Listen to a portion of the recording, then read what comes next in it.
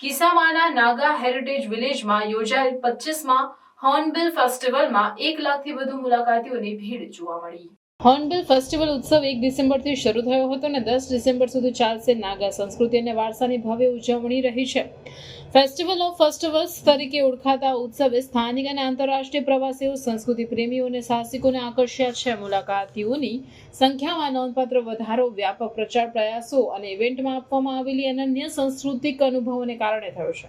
મુલાકાતીઓને નાગાલેન્ડની 17 મુખ્ય જાતિઓ દ્વારા પરંપરાગત પ્રદર્શનોથી મનોરંજન આપવામાં આવ્યું છે, જેમાં નૃત્ય, સંગીત અને સ્થાનિક રમતો દ્વારા તેમની સમૃદ્ધ સાંસ્કૃતિક વારસાને દર્શાવવામાં આવ્યું છે. ઉત્સવમાં પરંપરાગત હસ્તકલા, હેન્ડલૂમ ઉત્પાદનો અને સ્થાનિક વાનગીઓનું જીવંત પ્રદર્શન પણ છે, જે હાજર લોકોને વ્યાપક સાંસ્કૃતિક ડૂબકી પ્રદાન કરે છે.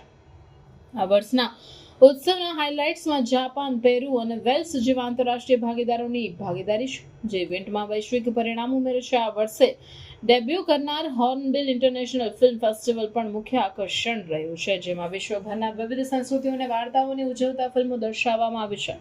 ઉત્સવના ડિરેક્ટર અબુ મેથાએ રેકોર્ડ ટર્નઆઉટ પર આનંદ વ્યક્ત કર્યો. 25મો હોર્નબિલ ફેસ્ટિવલ ખરેખર એક માઇલસ્ટોન ઇવેન્ટ રહ્યો છે. મુલાકાતીઓ તરફથી મળેલા જબરદસ્ત પ્રતિસાદ નાગાલેન્ડના સમૃદ્ધ સાંસ્કૃતિક વારસો અને તેમાં સામેલ દરેકના પ્રયત્નોનો પુરાવો છે. અમને અમારી પરંપરાઓને વિશ્વને દર્શાવવા માટે ગર્વ છે, તેમણે કહ્યું.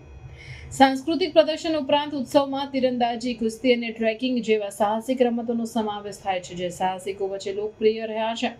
આ ઇવેન્ટે સ્થાનિક અર્થતંત્રને પણ નોંધપાત્ર વેગ આપ્યો છે, સ્થાનિક વેન્ડરો અને કારીગરો માટે વધેલા વ્યવસાય સાથે.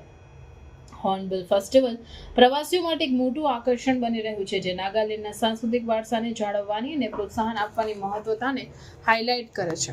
જેમ જેમ ઉત્સવ આગળ વધે છે, વધુ મુલાકાતીઓ ઉજવણીમાં જોડાવાની અપેક્ષા છે, જે તેને ખરેખર યાદગાર બનાવે છે.